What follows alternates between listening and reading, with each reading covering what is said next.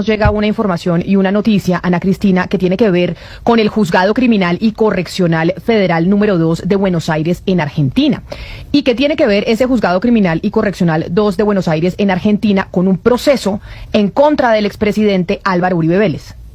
Sí, nos tenemos que devolver para el mes de noviembre del año pasado, Camila, cuando 3 organizaciones, el colectivo CAJAR, el Comité para la Solidaridad con los Presos Políticos y la Corporación Jurídica Libertad, llevaron el caso de 4 familias y 7 víctimas indeterminadas a Argentina. Y uno dice, ¿pero por qué Argentina? Porque hay algo que se llama la jurisdicción o justicia universal, y que quiere decir que cuando en un país no están las condiciones dadas para condenar a alguien, pues se saca de ahí, se saca de ese país a otro país. Y este es el caso, y la persona de la querella, la persona contra quien está la querella es el expresidente Álvaro Uribe por presunta vinculación con desapariciones forzadas y asesinatos en persona protegida, lo que se conoce popularmente como falsos positivos. Entonces, la noticia de hoy es que el juzgado dijo, sí, aceptamos investigar este caso. Uno de los abogados de la Corporación Jurídica Libertad es Sergio Arboleda y está con nosotros a esta hora en la línea. Abogado Arboleda, bienvenido. Gracias por atendernos hoy en Blue Radio.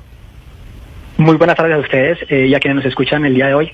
Abogado Arboleda, ¿qué significa esto que la justicia argentina haya aceptado pues esta demanda que ponen ustedes en representación de las víctimas? ¿Qué sigue de aquí en adelante? Porque uno diría, oiga, como ¿por qué un juez argentino podría llegar a juzgar a un expresidente colombiano?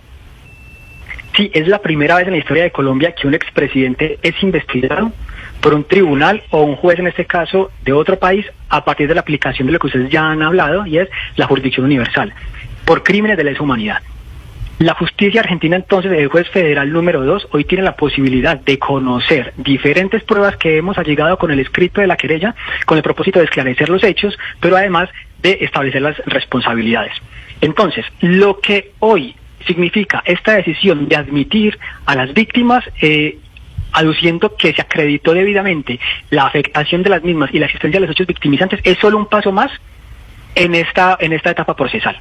Y entonces, en noviembre, ya como ustedes lo han mencionado, presentamos la querella, 4 familias de víctimas identificadas, las 3 organizaciones de derechos humanos, y en representación de 7 víctimas sin identidad, porque además hay que recordar que un patrón de estas ejecuciones extrajudiciales era arrebatar la identidad de las víctimas con el propósito de encubrir los crímenes. Y hoy, entonces, también hemos logrado, a partir del reconocimiento de este juez federal, que se reconozcan y se garanticen los derechos de estas víctimas sin identidad. Abogado Arboleda, permítame, yo lo interrumpo y le pregunto sobre un caso similar que hayamos vivido en la justicia internacional. ¿Qué otro caso ya ha experimentado la justicia internacional en donde a un presidente o a un expresidente no hay posibilidad de juzgarlo en su país y entonces las víctimas deciden demandarlo e iniciar un proceso judicial en otro país? Podríamos estar pensando en el caso de Augusto Pinochet en Chile, que terminó juzgándolo la justicia española y la inglesa, o ¿qué otro caso tenemos similar? En efecto, Pinochet puede ser uno de los ejemplos que, a partir de la aplicación del principio de jurisdicción universal, puede ser ejemplificante para el caso de Álvaro Uribe Vélez, pero también, por ejemplo, el caso más reciente, la decisión de la Fiscalía Federal de Argentina, en la que la semana pasada solicitó el arresto del expresidente Miamar de Centroamérica, que también encontraron a partir de la investigación que hubo, y se encontraron elementos de prueba que indican su participación o responsabilidad en crímenes de lesa humanidad. Pero no solamente eso. Argentina ha sido un país que, lamentablemente, por lo que vivió en la dictadura cívico-militar, se volvió un país tradicionalmente enfocado en contribuir al esclarecimiento, a la verdad y a la justicia de las víctimas de graves crímenes internacionales. De allí entonces que los jueces federales están incluso desde su estructura como juzgados dedicados a conocer casos de crímenes de lesa humanidad. Entonces, por ejemplo, los casos del franquismo en España también hoy los adelantan en Argentina a partir de esa misma aplicación, y no en vano los argentinos han incorporado el principio de jurisdicción universal dentro de su constitución con el propósito de contribuir a otras naciones para esclarecer los hechos victimizantes. Sí, hay un caso muy famoso que es el de Antonio González Pacheco, conocido como Vir el Niño, que era un torturador de Franco y que está en la jurisdicción de la justicia argentina por jurisdicción internacional universal. Doctor Arboleda, yo le quiero preguntar en términos de cooperación internacional judicial, ¿qué le correspondería ahora a las autoridades colombianas por una parte? Es decir, ¿cómo funciona eso? Entonces, el tribunal en Argentina le debería pedir material probatorio, por ejemplo, qué sé yo, a la Fiscalía, a la JEP, a Justicia y Paz, etcétera. Y eso por una parte, ¿y eso qué implicaría para otras víctimas? ¿Otras víctimas se podrían unir o cómo sería eso? Bueno, aquí entonces hay que hablar de 2 cosas. Lo primero, Y es que en efecto el paso siguiente es que hagan parte la gran mayoría de víctimas de ejecuciones extrajudiciales de esta acción o esta causa penal en Argentina. Es muy importante que sea una causa que permita que muchas víctimas sean parte y que alleguen la información necesaria que pueda contribuir a la verdad y al establecimiento de responsabilidad y sobre todo al acceso a un mecanismo idóneo y efectivo de justicia que hoy no hay en Colombia para establecer la responsabilidad de, digámoslo, no solamente sobre Álvaro Uribe Vélez, que es el querellado principal, sino sobre otras autoridades que en su momento, de carácter civil, que en su momento tuvieron responsabilidad dentro de la Comisión de Ejecuciones Extrajudiciales.